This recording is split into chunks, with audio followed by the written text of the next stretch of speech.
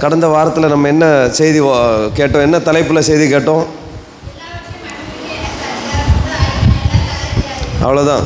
நம்ம கடந்த வாரத்தில் நம்ம பார்த்தோம் ட்ரெஸ்ஸு, இன்னும் உணவு, இந்த மாதிரி காரியங்கள் எல்லாம் பார்த்தோம் இல்லையா? பொதுவான உணவு, ட்ரெஸ், இதை குறித்து பவுல் நமக்கு அழகாக நமக்கு சொல்லி கொடுத்தாங்க.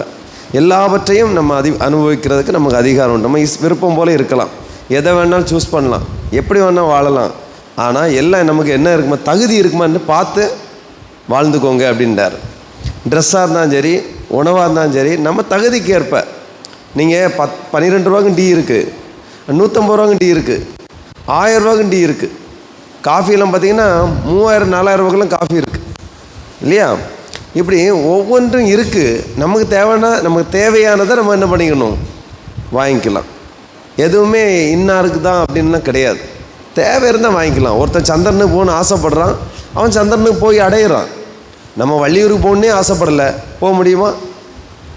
அப்போ நம்ம போகணுன்னு நினச்சா போகலாம். ஆனால் நரகத்துக்கு போகணுன்னு ஒரு கூட்டம் ஆசைப்படுறாங்களே, அவங்களும் போகத்தான் செய்கிறாங்க.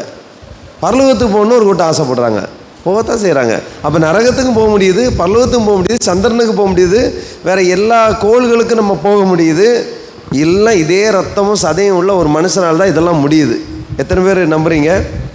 உங்கள் ஊருக்கு உள்ளே வரும்போது, பெருமளஞ்சிக்குள்ளே வரும்போது ஸ்கூல் இருக்கா இல்லையா? அந்த சோத்தில் ஒரு வாக்கியம் எழுதியிருக்கு. என்ன எழுதியிருக்குன்னா, உங்களால் முடியாதுன்னு சொல்லக்கூடிய ஒரு விஷயத்த யாரோ ஒருத்தன் செஞ்சிட்ருக்கான். போட்டிருக்கா இல்லையா? அதில் எழுதியிருக்கு பார்த்தீங்களா? நம்மளால் முடியாதுன்னு ஒருத்தர் செஞ்சிட்ருக்கான். நம்மளால் இட்லி தான் செய்ய முடியும்னா நம்மளால் இட்லி தான் செய்ய முடியும். என்ன மைண்ட் செட் அதுக்கு மேலே நம்ம என்ன செய்யலை, டியூன் பண்ணி வைக்கலை. இத்தாலிக்கு போக முடியும் அப்படின்னா டியூன் பண்ணால், இத்தாலிக்கு போகிறதுக்கு நம்ம என்ன பண்ணுவோம், முயற்சி பண்ணுவோம். நம்ம இட்லி தான் செய்யணும்னு சொல்லிட்டு ஒரு மைண்ட் டெஸ்ட் பண்ணால் அதுதான் செய்ய முடியும். பிரியமானவர்களே, காலையில் 8 மணிக்கு சர்ச்சுக்கு வரணும்னு நம்ம டியூன் பண்ணி வச்சோன்னா நம்மளால் என்ன செய்ய முடியும், என்னங்க பண்ண முடியும்? 8 மணிக்கு வர முடியும். நம்ம போகலாம், அந்த 3வது பாட்டு பாடும்போது போகலான்னு சொல்லி டியூன் பண்ணி வச்சுட்டோன்னா அப்போ தான் என்ன செய்ய முடியும், வர முடியும். ஆனால் சில நேரங்களில் நம்ம சூழ்நிலைகள்னால் வர முடியாத சூழ்நிலை வேறு. இந்த ரெகுலராக நம்ம ஒரு 3வது பாட்டு பாடும்போது, 4வது பாட்டு பாடும்போது, இல்லைன்னா 10:30 11 மணி தான் வரும்னா நம்ம மைண்ட் செட் என்னது, செட்டிங் நம்ம செட் பண்ணி வச்சுருக்கோம். நாம் விரும்பலை, அதனால் நான் செய்யலை. உண்மைதானே இல்லையா? நான் விரும்பினா செய்ய முடியும். நாங்கள் இன்றைக்கி காலையில் வரணும்னு நான் நினச்சிருந்தா இன்றைக்கி காலையில் வந்திருக்கலாம். முடியுமா, முடியாதா? ஆனால் நாங்கள் செட் பண்ணிட்டோம், நைட் எத்தனை மணி ஆனாலும் சரி இங்கே வந்து படுத்துருவோம். காலையில் கொஞ்சம் என்ன செய்யலாம், அவசரமாக அதிவேகமாக வண்டி ஓட்டிட்டு வர வேண்டாம், நைட்டு கொஞ்சம் சௌரியமாக ஓட்டிகிட்டு வந்து இங்கே படுத்துக்கலான்னு சொல்லிட்டு நாங்கள் டியூன் பண்ணிட்டோம், வந்துட்டோம். எத்தனை புரியுது? இவ்வளோ தாங்க வாழ்க்கை, சிம்பிள். நினச்சா என்ன பண்ணலாம் சொல்லுங்களேன்? நினச்சா என்ன பண்ணலாம்? காலையில் 5 மணிக்கு எழுப்பி பைபிள் படிக்கணும்னு நினச்சா என்ன பண்ணலாம்? எத்தனை பேர் முடியாதுன்னு சொன்ன சுமதியை பாருங்கள், காலையில் வந்து ஜெபம் பண்ணுறாங்க, பைபிள் வாசிக்க வர்றாங்க. நம்பிராஜன் சுமதி, அவங்க வந்து நினச்சி பார்த்துருக்க மாட்டாங்க. இங்கே எத்தனை பேர் வரீங்க? இங்கே எந்த சுமதி வர்றாங்க, சோபனா வர்றாங்க. 4:45 சோபனா வந்திருந்தவங்க ஃபஸ்ட்டு. ஆமாம் சிஸ்டர், எல்லோரும் வர்றாங்க. உங்களால் முடியாதுன்னு நினச்சது இப்போ முடியுதா இல்லையா? முடியாது நீங்கள் நினச்சதை உங்களால் இப்போ முடியுதா இல்லையா? முருகன் பிரதர் வராங்க, அவர் நம்ம உமா சிஸ்டர் பிள்ளைங்கள்லாம் வராங்க. எத்தனை பேர் வராங்க? கவிதா சரணி வந்திருப்பாப்புல, மணிகண்டன் இருக்கிறானோ இல்லையா, கண்டிப்பாக ஆஜராயிடுவான் இல்லையா? படிக்கிறானோ இல்லையா, ஆஜராயிடுவான். குணசேகர் இருப்பார், அவர் ரெகுலராக வந்துடுவார். நீங்கள் என்ன பண்ணுவார்? ஒரு உறக்கம் உறங்கிட்டு இருப்பீங்களோ, அதை நாங்கள் கண்டுபிடிப்போம். படிச்சுட்டு இருக்க ஆள் இடையில கொஞ்ச நேரம் காணலன்னா அவர் 3ஆம் மாதத்துக்கு போயிட்டு வந்தார், நாங்கள் புரிஞ்சுக்குவோம். ஆனால் மணிகண்டன் அப்படி இல்லை, ஸ்டார்டிங்கில் என்ன பண்ணிடுவார், ஆன் பண்ணி வச்சுட்டு, இல்லை அவன் வந்து இடையில படித்த மிஸ்டேக் வந்துடும் பயந்துருக்கிறான், அவன் வந்துடுவான். நீங்கள் மணிகண்டன் சாதாரண நினைக்காதீங்க, அவன் 6 நாள் உபவாசம் இருக்கிறான். நம்மளால் முடியுதா? அவன் மைண்ட் செட் என்னது, உபவாசம் இருக்கணும், ஏதோ ஒன்று சாதிக்கிறதுக்கு அவன் முயற்சி எடுக்கிறான். இந்த ஜாதி பிசாசுகள் உபவாசத்தினாலேயும் ஜபத்தினாலேயும் என்ன செய்யாதான், சில பிசாசில் விரட்டன்னா உபவாசம் இருக்கணும், இருந்து தான் ஆகணும். அவனுக்கு ஏஜ் என்ன, அவன் ஏன் உபவாசம் இருக்கணும்? யோசிச்சு பாருங்கள். இதெல்லாம் நம்ம செய்யணும். நினச்சா என்ன பண்ணலாம், இந்த பிசாசை விரட்டலாம். இந்த மொபைலில் என்னெல்லாமோ பண்ணுறோம். கூகுள் மீட்டுக்கு வாங்க, கூமாப்பட்டி போகாதீங்க, எங்கே வாங்க, கூகுள் மீட்டுக்கு வாங்க. அதைத்தான் நாங்கள் அப்படி போட்டோம். நீ சொல்லு, எதை சொன்ன? எதை சொல்லிட்டு இருந்தேன் பேசிகிட்டு இருக்கும்போது? ஒரு வசனம் வாசிக்கும்போது அவர் தியானிச்சிட்டு இருப்பாப்லையா? தப்பாக நினைக்கிறீங்க எதுவுமே, அப்படி தானே? எது எப்படியோ காலையில் வந்து அட்டன் ஆகிட்டீங்கன்னு வைங்களேன், அதுக்கப்புறம் 6:15 ஆனாலும் பைபிள் வாசித்து நிறுத்த முடியல நிறைய பேர்.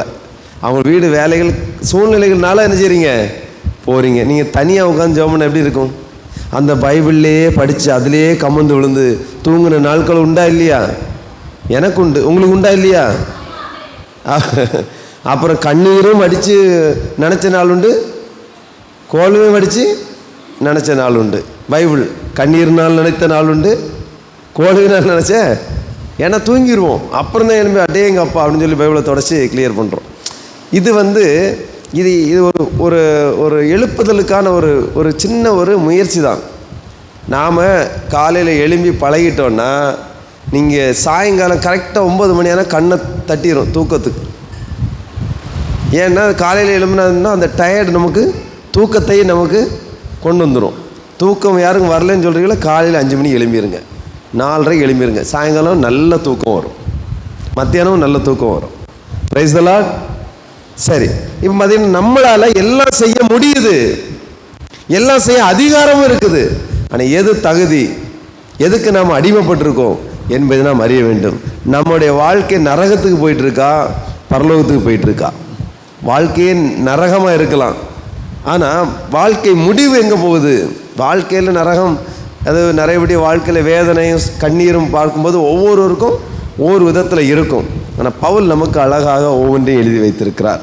பிரியமானவர்களே, நம்ம எது தேவையோ அதை எடுத்துக்கணும். அதை செயல்படுத்துவதற்கு, அதை ரெடி பண்ணுவதற்கு, அதன்படி வாழ்வதற்கு நம்மளை நாம் தயார் பண்ணி கொள்ள வேண்டும். வாரந்தோறும் சர்ச்சுக்கு வரணும் நம்ம முடிவு பண்ணிட்டா யார் தடுத்தாலும் நம்ம என்ன செய்ய மாட்டோம், நிற்க மாட்டோம். காரணம் என் மனசுக்குள்ளே பூராவே என்ன இருக்குது, சர்ச்சுக்கு நான் போய் தான் ஆகணும் அப்படின்ற ஒரு மைண்டில் ஃபிக்ஸ் பண்ணிட்டோம், டியூன் பண்ணிட்டோம். அந்த அதிகாரத்தை நம்ம பயன்படுத்துகிறோம். நம்ம அதிகாரத்தை வேற ஒரு காரியம் பறிக்க விட மாட்டோம்.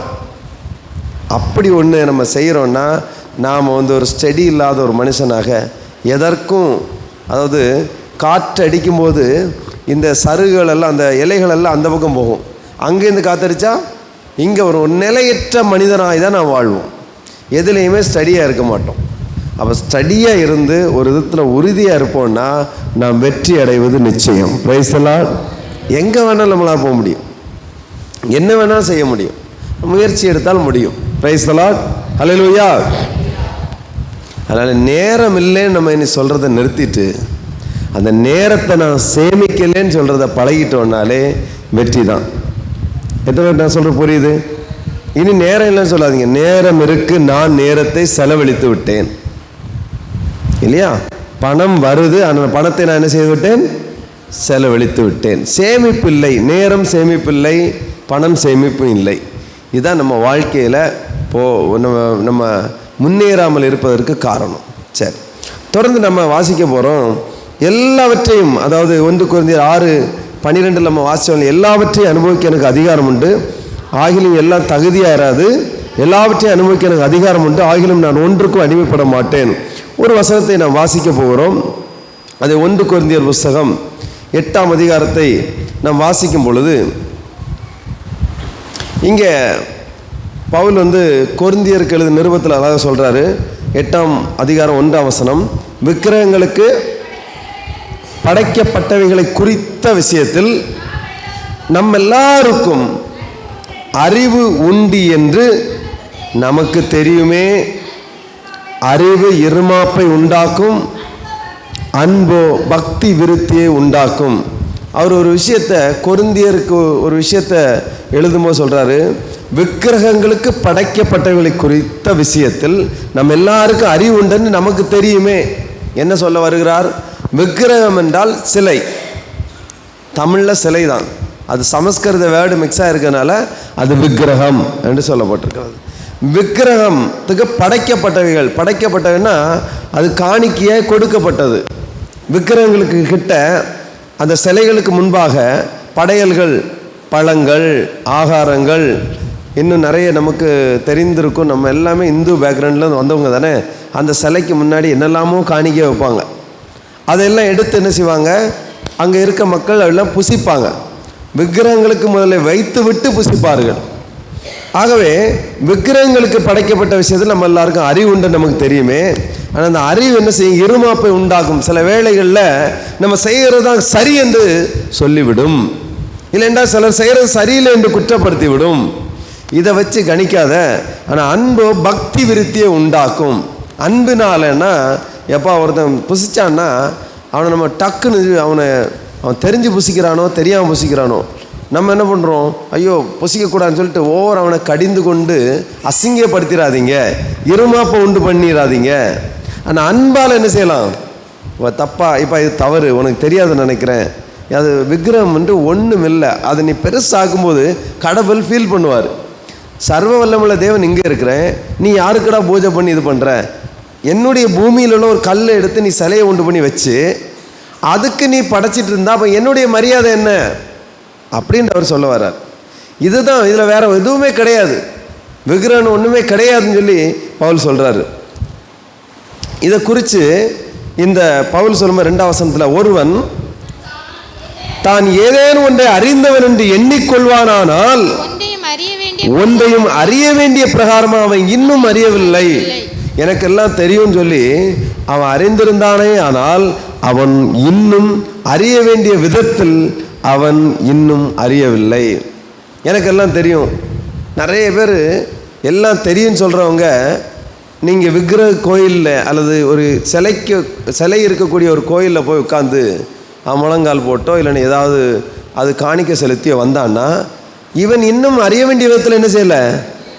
ஆனால் அவனுடைய மனசில் என்ன நினைப்பு இருக்குது, எனக்கெல்லாம் நம்ம எவ்வளோதான் அவன் நல்லா படிச்சிருப்பான் எல்லாம் சொன்னாலும் அவன் அறிய வேண்டிய விதத்தில் அறியாததுனாலே இப்படி செஞ்சாதான் எனக்கு என்ன விடுதலை கிடைக்கும், அந்த ஆள் கிடக்கிறான். ஏன்னா எனக்கு எல்லாம் தெரியும், எங்கள் முப்பாட்டன், எங்கள் பாட்டன், எங்கள் அண்ணன், எங்கள் தம்பி, எங்கள் அப்பா எல்லாரும் இப்படி தான் பண்ணாங்க, இவர் என்ன புதுசாக வந்து சொன்னார்னு சொல்லிட்டு ஏற்றுக்கொள்ள மாட்டான். அவ்வளோ படிச்சிருந்தோம் இந்த விஷயம் செய்கிறான், அவன் செயல்களினாலே அவன் அறியப்படுறான், அவன் அறிவில்லாதவன் என்று. இங்கே பவுல் தான் சொல்கிறாரு, அவன் தெரிய வேண்டிய விதத்தில் ஒன்றுமே தெரியலப்பா, அவன் முடிவை பாரு, இவ்வளவு ஞானமானா பேசுகிறான், ஆனால் அவனுடைய செயலை பாரு, ஞானம் இல்லாமல் அறிவில்லாதவன் செயலாக இருக்குது. ஒரு சாதாரண சிலைக்கு முன்னாடி போய் நிற்கிறான். சமீபத்தில் சில நியூஸ்களை பார்த்தேன். நம்ம நாட்டின் குடியரசுத் தலைவர், அவங்க பேர் என்னம்மா, முர்மு, திரௌபதி முர்மு, அவங்க வந்து ஆன்மீக பயணம் எங்கே வராங்க, எல்லா இடத்தும் வந்துட்டாங்க. கன்னியாகுமரிக்கு வந்துட்டாங்க, பகவதி அம்மன் கோயிலுக்கு வந்துட்டாங்க, சபரிமலைக்கு போகிறாங்க. ஒரு குறிப்பிட்ட சில கோயில்கள் அவங்க என்ன செய்ய முடியாது, உள்ளே விடலை, உள்ளே போக முடியாது. ஏன்னா அவங்க ஒரு தாழ்த்தப்பட்ட ஒரு சமூகம் என்று அவங்களை. இப்போ என்ன பிரச்சனைன்னா, என்னுடைய கேள்வி என்னென்னா, இவங்க யார், நம்ம நாட்டில் ஒரு உயரிய பதவியில் இருக்கக்கூடிய ஒரு ஜனாதிபதி இல்லையா, நம்முடைய ஜனாதிபதி குடியரசு தலைவர், இவங்க பாருங்க எங்கே போய் நிற்கிறாங்க, சாதாரண ஒரு சிற்பி செய்த ஒரு சிலைக்கு முன்பாக போய் மண்டியிடுகிறார்கள். தான் படித்த அறிவெல்லாம் என்னாச்சு, தான் படித்த அறிவெல்லாம் இவங்களை குறித்து தான் பவுல் சொல்லுகிறார். நீ என்ன பண்ணுற, அறிய வேண்டிய விதத்தில் நீ அறியவில்லை, உனக்கு கல்வி தான் இருக்கே தவிர என்ன இல்லை, அறிவு இல்லை, தேவனை குறித்தான அறிவில்லை. எவ்வளோ பெரிய ஆள் நீ, இந்த கல்லை நீ எடுத்து மாற்ற வேண்டால் இந்த உன் கடவுள் மாறி நிற்பார். ஒரு இன்னொருத்தன் கொத்தனார் என்ன செஞ்சிருவான், எடுத்து சிற்பி எடுத்து மாற்றி வச்சிருவான். கடவுளை எடுத்து சேஞ்ச் பண்ண முடியுமா, கடவுளை மாற்றி வைக்க முடியுமா? இதான் அழகாக கேட்குறாரு. பிரியமானவர்களே, விக்கிரகம் என்று, அதான் வசனம் அவர் சொல்கிறாரு, விக்கிரகங்கள் என்று ஒன்றும் இல்லை, விக்கிரகங்கள் படைக்கப்பட்ட விஷயம் குறித்து நம்ம எல்லாருக்கும் அறிவு உண்டு என்று அவர் சொல்கிறாரு. நமக்கெல்லாம் அறிவு உண்டு. யாருக்கு யாருக்குங்க அறிவு உண்டு? விசுவாசிகளுக்கு. நம்ம எத்தனை பேர் விசுவாசி? இவ்வளோ பேர் தான் விசுவாசியா? அப்போ பார்த்தீங்களா, விசுவாசிகளுக்கு என்ன உண்டு, இவங்களுக்கு எங்கிருந்து அந்த அறிவு வந்துச்சு? நீங்கள் வாரந்தோறும் ஆலயத்து வருவதாலும் வேதம் வாசிப்பதாலும் அந்த அறிவு என்ன செய்யுது? நமக்குள்ளே வருகிறது. இந்த அறிவு வரும்பொழுது நம்ம என்ன செய்கிறோம்? தேவன் ஒருவரே, அந்த தேவனை எப்படி ஆராதிக்க வேண்டும், அவருக்கு எப்படி கீழ்ப்படிய வேண்டும், அவருக்கு என்ன மரியாதை செலுத்த வேண்டும் என்பதை நாம் புரிந்து கொள்கிறோம். ஆகவே கல்லையும் மண்ணையும் நாம் தொட்டு வணங்க மாட்டோம், அதற்கு மரியாதை கொடுக்க மாட்டோம். கர்த்தருக்கு மட்டும்தான் மரியாதை கொடுப்போம். காரணம், நமக்கு அந்த அறிவு என்ன செய்து விட்டது? கிடைத்து விட்டது. இப்போ நம்ம அறிவாளியா இல்லையா என்பதை எதில் வைத்து அறிந்து கொள்ள முடியும்? செய்கைகளை வைத்து. இதைத்தான் சொல்றார். செய்கைகளை வைத்து.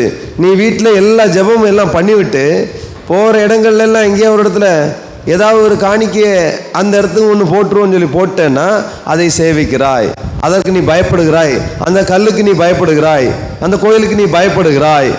ஏண்டால சாமி ஏதோ செய்து விடுமோ என்று பயந்து நீ கொடுக்கிறாய். அப்படி என்றால் நீ ஜீவனுள்ள தேவனுக்கு பயந்தது மாதிரி நினைக்கிறாய், கல்லுக்கும் பயப்படுகிறாய். நீ அறிவான விதத்தில் அறிவாகவில்லை, நீ அறிவடையவில்லை, நீ பயந்தாங்கொள்ளி, நீ விசுவாசி ஆகவில்லை. எதுக்கும் பயப்படு. நீ ஒரு பொம்மையை காட்டினா கூட நீ பயப்படுவாய். உன் வீட்டுக்கு முன்னாடி ஒரு பொம்மையை கொண்டு வச்சுட்டு நீ இன்னைக்கு நீ இவ்வளவு கொடுக்கல என்றால் இந்த பொம்மை உன்னை சீண்டி விடும் என்று சொன்னால் நீ பயந்து போய் ஏதாவது வித்து கொடுப்பாய். சாபம் வந்து விடுமோ என்ன நீ கொடுப்பாய். சில ஊழியர்கள் நீ எனக்கு இதை செய்யவில்லை என்றால் அவனுக்கு அது ஆயிரும் சொல்லி சொன்னாலே பயந்து கொடுக்கக்கூடிய நாம் ஊழியர் என்றால் அப்படி பயம் காட்ட மாட்டார்கள். ஏனால் வேதம் சொல்கிறது, சத்தியத்தை அறிவீர்கள், சத்தியம் உங்களை விடுதலையாக்கணும், பயத்தை போக்கணும், ஞானத்தை தரணும், பக்தி விருத்தியை உண்டாக்கணும். இதுதான் வசனமும் ஊழியர்கள் செய்ய வேண்டிய வேலை. பயம் உண்டாக்குறவன் அவன் குடுகுடுப்புக்காரனாக தான் இருக்க முடியும். உங்களை எத்தனை ஊழியர் பயம் காட்டினாங்க சொல்லுங்க? நான் சொல்கிறேன், அவன் குடுகுடுப்புக்காரன். ஹல்லேலூயா. உனக்கு அது நடந்துரும், உனக்கு ஒரு கண்டம் இருக்கு, உங்கள் வீட்டில் ஒரு துண்டு இருக்கு, உனக்கு அது இருக்கு இது இருக்குன்னு பயம் காட்டுறவன் யாரு? அப்போ அதுக்கு என்ன பாச செய்யணும்? நீங்கள் உடனே என்ன கான்டாக்ட் பண்ணணும்? ஒரு கூட்டத்தை நீங்கள் ஏற்படுத்தணும். அங்கே பெரிய பிரச்சனை எல்லாத்தையும் சரி பண்ணிடலாம். தகடை இவரே கொண்டு வருவார், தகடை அவரே என்ன செய்வார்? எடுத்து காட்டுவார். எல்லா மாய வித்தக்காரனும் எங்கே தான் இருக்கான்? நம்மகிட்ட தான் இருக்கான். பயம் காட்டுகிறவர் இல்லை, நம்முடைய ஆண்டவர் பயத்தை போக்குகிறவர். ஹல்லேலூயா. பயத்தை நீக்குவதற்காகத்தான் இந்த பூமியிலே அவர் வந்து பயந்திருக்கிற, நடுங்கி இருக்கிற, அடிமைப்பட்டிருக்கிற மக்களுக்கு விடுதலையை சிலுவையின் மூலமாக கொடுத்தார். அதற்காக தான் ஊழியர்களை நியமித்தார். இப்போ ஊழியர்களே பயம் காட்டின இந்த மக்கள் எங்கே போவாங்க? ஹல்லேலூயா. ஒரு காலத்தில் சொல்லுவாங்க, ஞாயிற்றுக்கிழமை நீ கோயிலுக்கு வரணும், உனக்கு ஏதாவது என்ன ஆயிருங்க, ஏதாவது சம்பவிக்கும். அவன் அந்த வாரம் ஃபுல்லாக அதே மண்டையில் ஓட்டிகிட்டு இருப்பான். அவனுக்கு உண்மையிலே ஏதாவது சம்பவிச்சிடும். அவர் சொன்ன பழிச்சிட்டு பார்த்தியா அப்படின்றான். நீ பயந்ததுனால தான் பழிச்சுது. கொரோனா டைமில் 3 வருஷம் சர்ச்சுக்கே போகல, உங்களுக்கு ஒன்றும் ஆகலையே, உடம்பு தான் ஏறிச்சு, நல்லா சாப்பிட்டு. உண்மை தானே இல்லையா? இப்போ அதெல்லாம் பயம் காட்டுவது. ஆலயம் தொழுவது சாலமும், அது ஒரு ஒழுக்கம். நீங்கள் ஆலயம் கூடி வருதலை விட்டு விடாதீர்கள். பைபிள் ஏன்? இங்கே நல்ல வசனங்கள் கிடைக்கும், உன் நேரம் பிரயோஜனமாக அமையும், உனக்கு புத்தி கிடைக்கும், அறிவு கிடைக்கும். அதுக்கு கூடி வா. எங்கோ 2-3 பேர் கூடுகிறீர்களோ அவர்கள் நடுவிலே நான் இருக்கிறேன். இயேசு எங்க இருக்கிறாரா? கூடி வரும்பொழுது அங்கே கூடி வந்தால் கோடி. அப்போ அதுக்காக தான் வந்தோம். இப்போ இங்கே வந்தால் 2 பாட்டை பாடி ஒரு ஆராதனை செய்து வசனத்தை எடுத்து தியானித்து சாட்சிகளை சொல்லி ஒருவருடைய குறைகளை ஒருவருடைய பாரத்தை இன்னொருத்தர் தாங்கி ஜெபித்து நாம் சந்தோஷம் வெளியே போகணும். இதுதான் ஒரு ஐக்கியம். எத்தனை பேர் நமக்குள்ள அந்த ஐக்கியம் இருக்கிறது? ஹல்லேலூயா. ஒரு வாரம் ஒருவர் சர்ச்சுக்கு வரவில்லை என்றால் எத்தனை பேர் விசாரிக்கிறோம்? எத்தனை பேர் விசாரிக்கிறோம்? எல்லாம். நான் கேட்குறது புரியல நினைக்கிறேன். ஒருவர் ஒரு வாரம் சர்ச்சுக்கு வரவில்லை, காணவில்லை என்றால் இடையில நம்ம ஃபோன் பண்ணி எத்தனை பேர் விசாரிக்கிறோம்? யாராவது அப்படி விசாரிக்கிறது உண்டா? ஃபோன் வந்திருக்கா உங்களுக்கு? யார் விசாரிப்பாங்க? பார்த்தீங்களா? ஒரு சாட்சி. சூப்பர். வேறு யாரெல்லாம் ஃபோன் போட்டாங்க உங்களுக்கு? அவங்க மட்டும்தான், அவங்க ரெகுலராக போட்டுருவாங்க. சூப்பர். கவிதாளுக்கு யாராவது ஃபோன் போட்டீங்களா? யாரெல்லாமா போட்டாங்க ஒன்று ஃபோனு? அவன் ஃப்ரெண்ட்ஸை கேட்கலம்மா, நம்ம சர்ச்சிலேருந்து யாரும் ஒன்று ஃபோன் போட்டாங்க. Very good very good. பார்த்தீங்களா, ஒரு வரலன்னா என்ன பண்ணணும்? ஃபோன் பண்ணி கேட்கணும். அப்போ தான் என்னது ஐக்கியம். சர்ச்சில் காணு, அம்மா ஃபோன் பண்ணாங்களா? Very good. வந்தவரும் விசாரிச்சார். வந்தவர் தான் எல்லோரும் விசாரிப்பாங்களே, வாங்க வாங்க சோத்திரம் வாங்க. அப்போ அன்புக்குரிய தேவனுடைய பிள்ளைகளே, இங்கே நம்ம கூடி வருவது அதற்காகத்தான். ஆகவே பயங்காட்டுவதற்கல்ல. விக்கிரகம் என்று ஒன்று கிடையாது. பொம்மைகளுக்கு பயப்படாதீங்க. அது நீங்கள் தள்ளி விட்டா என்ன செய்யும்? கீழே கிடக்கும். எலும்பி உட்காருமா? எலும்பியே உட்கார சக்தி இல்லாத ஒன்றுக்காக நம்ம என்ன செய்கிறப்போம்? பயந்து நடுங்கி, ஐயோ அந்த சாமியை சீண்டிடாது, அப்படி ஆயிரும் இப்படி ஆயிரும். ஒன்றும் கிடையாதுங்க, ஒன்றுமே கிடையாது. சரிங்களா? அதை வச்சு பிஸ்னஸ் பண்ணுறாங்க. அடுத்து 3ஆம் வசனம், தேவனில் அன்பு கூறுகிறவன் எவனோ அவன் தேவனால் அறியப்பட்டிருக்கிறான். 4ஆம் வசனம், விக்கிரகங்களுக்கு படைக்கப்பட்டவைகளை புசிக்கிற விஷயத்தை பற்றி உலகத்திலே விக்கிரகமானது ஒன்றுமில்லை என்றும் ஒருவரே அன்றி வேறொரு தேவன் இல்லை என்றும் அறிந்திருக்கிறோம். பாருங்க, தேவனில் அன்பு கூறுகிறவன் எவனோ அவன் தேவனால் அறியப்பட்டிருக்கிறான். இப்ப ஆண்டவர் யாரை அறிந்திருக்கிறார் அப்படின்னா, தேவனால், அதாவது தேவனில் அன்பு கூறுகிறவனை. ஆண்டவர் சொன்னாரு யோவான்ல, என் மேல அன்பா இருக்கிறேன்னா நீ என் கற்பனை என்ன செய். என் மேல அன்பா இருக்கிறேன்னா கண்ட கண்ட கல்லுகளுக்கு நீ என்ன செய். அப்படியே போட்டிருக்கு. அப்ப நம்மள எத்தனை பேர் இன்னைக்கும் நடுங்கிட்டு இருக்கோம்? கல்லை பார்த்தோம், பொம்மையை பார்த்தோம். எத்தனை பேர் நம்ம நம்பி நடுங்கிட்டு இருக்கோம்? எத்தனை பேர் நடுங்கிட்டு இருக்கீங்க? ஏதாவது ஒரு காய்ச்சல் வந்துன்னா அந்த இதுதான் ஏதோ பண்ணிட்டு, ஏதாவது வயிற்று பக்கம் தான் இந்த இதுதான் ஏதோ பண்ணிட்டு. ஏங்க அதுக்கு அவ்வளோ வல்லமை இருந்துன்னா அது என்ன செஞ்சுருக்குன்னு இருக்கு உங்களுக்கு? உங்களை காலி பண்ணியிருக்கும். ஒரு பிசாசுன்னு ஒருத்தன் இருக்கான். அவன் பொம்மையிலேருந்து வரலாம், எதுலேருந்து வரலாம்? பிசாசு தான் நம்முடைய எதிராளி. அவன் இந்த கல்லில் இருக்கணும்னு அவசியம் இல்லையே. அவன் இருக்கிறது நம்மக்கிட்ட தானே வந்திருக்கான், நம்மக்கிட்ட தானே குடியிருக்கிறான். ஏன்னா நாம் தேவனுடைய ஆலயம். ஆண்டவர் நம்முடைய உள்ளத்தில் தங்க முடியும் என்றால் பிசாசு என்ன செய்ய முடியும்? நாம் இடம் கொடுத்தால் பிசாசு என்ன செய்ய முடியும்? நம்மளை தவறான வழியை நடத்தி கொண்டிருக்கிறது நம்ம உள்ளம் என்றால் நமக்குள்ளே இருப்பது என்னது? நம்மளை சாவ தூண்டுவது, நம்ம சாராயம் அடிக்க தூண்டுவது, தவறுகளை செய்ய தூண்டுவது. இது யார்? பிசாசா தேவனா?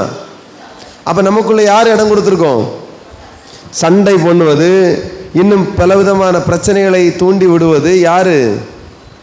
பிசாசானவன். அப்போ இவன் விக்கிரகத்தில் இருக்கானா நம்மகிட்ட இருக்கானா? நம்மளே கூட கூட்டிகிட்டு போயிட்டு அங்கே இருக்கிறான் இங்கே இருக்கிறான் நம்ம சொன்னால் இது எந்த விதத்துலங்க நியாயம்? பிசாசு எப்படி இருக்கிறது எப்படி பிரதர் கண்டுபிடிக்க முடியும்? நீங்கள் ஏற்கனவே பிசாசுக்குள்ள ஆளுகைக்குள்ளே இருக்கும்போது ஜெபம் பண்ணும்போது அது அலக்கழிச்சு போயிடும். நீங்கள் இப்போ எப்படி இருக்கீங்க? தேவனுடைய சபைக்குள்ளே இருக்கீங்க, ஆனால் பிசாசோடு இருக்கீங்க. யாரால ஏற்றுக்கொள்ள முடியுதா? உங்களால் டெஸ்ட் பண்ணி பார்க்கலாமா? டெஸ்ட் பண்ணி பார்க்கலாமாங்க? ஒரு சின்ன சில விஷயங்களை மட்டும் சொல்கிறேன். நீங்கள் இப்போ சர்ச்சுக்குள்ளே இருக்கீங்க, உங்கள் சிந்தையை நீங்கள் லேசாக டியூன் பண்ணி பாருங்கள்.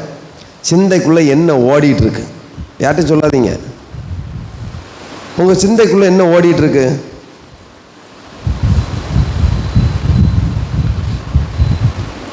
சிந்திச்சிட்டிங்களா? ஒரு நிமிஷம் டைம் தரேன். அப்படியே உங்கள் சிந்தைக்குள்ளே இப்போ என்னென்ன ஓடிட்டுருக்கு? நல்ல எண்ணம் ஓடுதா, கெட்ட எண்ணம் ஓடுதா? சொல்ல வேண்டாம், மனசில் நினச்சிக்கோங்க. கெட்ட எண்ணம் ஓடிட்டு இருக்குன்னா நமக்குள்ள என்ன இருக்குன்னு அர்த்தம்? அவனை யார் பிடிச்சி வச்சிருக்கான்னு அர்த்தம். அப்போ அதை என்ன எப்படி விரட்டுறது? மோகன் சிலாஸ் ஐயாவை கூட்டு வந்து விரட்டலாமா? சொல்லுங்க. வேற யாரை கூட்டு வந்தா போகும்? யார் விரட்டினா போகும்? இயேசு கிறிஸ்து வந்தா போகுமா? இந்த இயேசு கிறிஸ்து ஆல்ரெடி இங்கே இருக்கார். நல்ல ஜெபம் பண்ணால் போமா? சரி, இயேசு கிறிஸ்து இங்கே வந்திருக்கிறாரு, அவர் இங்கே இருக்கிறார், நம்ம நடுவில் இருக்கிறாரு. எத்தனை விசுவாசிக்கிறீங்க? ஆனால் நான் இப்போ யாரோட ஃப்ரெண்ட்ஷிப்பாக இருக்கேன்? இயேசு கிறிஸ்துவோட ஃப்ரெண்ட்ஷிப்பாக இருந்தால் என் சிந்தனை எப்படி இருக்கும்? எப்படிங்க இருக்கும்? நல்ல சிந்தனை இருக்கும். என் சிந்தனை நல்லதாக ஓடிட்டு இருக்கும் இல்லையா? பாஸ்டர் 2 மணி நேரம் ஜெபம் பிரசங்கம் பண்ண மாட்டாரா? கேட்டுகிட்டே இருக்கலாம். ஏன்னா வசனம் எனக்கு கேட்கணும் போல் இருக்குது. இது ஏன் அப்படி இருக்குது? நமக்குள்ளே யார் இருக்கா? அப்போ நமக்கு என்ன தோணும்? எப்பவும் நல்லதாக கேட்டுருணும். வசனம் கேட்கணும், பைபிள் வாசிக்கணும், பாட்டு கேட்கணும், வேலைக்கு போனாலும் அங்கேயும் எதாவது கேட்கணும், வழியிலையும் எதாவது கேட்கணும். இதெல்லாம் இயேசு கிறிஸ்துவை பற்றியே சிந்தனையாக இருக்கும். அவன் நல்ல ஃப்ரெஷ்ஷாக மைண்ட் இருக்கும். அப்போ நமக்குள்ளே என்ன இருக்குன்னு அர்த்தம்? அது வரைக்கும் ஜீசஸ் கிரைஸ்ட் நமக்குள்ளே இருக்காருன்னு அர்த்தம். படிக்கிற இடத்துலையும், வேலை செய்கிற இடத்துலையும், வீட்லேயும், சர்ச்சிலையும் எல்லாம் ஒரே மாதிரி சிந்தை இருக்குன்னா நம்ம கூட எப்பவும் இயேசு இருக்காருன்னு அர்த்தம். பிரசங்கம் நடக்கும்போது மட்டும் அவர் இருக்கார், சிந்தனை நல்லா இருந்து வெளியே போனோன்னே கெட்ட சிந்தனை வந்துட்டுனா அப்போ நம்ம கூட யார் வந்துட்டா உடனே? இப்போ சர்ச்சுக்குள்ளே இருக்கிறோம், நம்முடைய நினைவெல்லாம் பொல்லாததாக இருந்தால் நமக்குள்ளே யார் இருக்கிறா? ஆனால் இயேசு தானே இங்கே இருக்கணும். இயேசு இருக்கிறதுல பிசாசு இருக்க முடியுமா? முடியாதா? முடியுமா? இயேசு இருக்கிறார் இந்த இடத்துல, இயேசு இருக்கிற இடத்துல பிசாசு இருக்க முடியுமா? முடியாதா? பரலோகத்தில் ஆண்டவர் இருந்தார் இல்லையா? அப்போ யோபை பற்றி கம்ப்ளைண்ட் பண்ண பிசாசு எங்கே போனா? எங்கெங்க போனா? அப்போ இயேசு இருக்க இடத்துக்கு தானே அவன் போனான். இந்த சர்ச்சுக்குள்ளே பிசாசு வர முடியுமா? முடியாதா? நமக்குள்ளே பிசாசு வர முடியுமா? முடியாதா? அவ்வளோதாங்க, இவ்வளோதான் கிளியர்.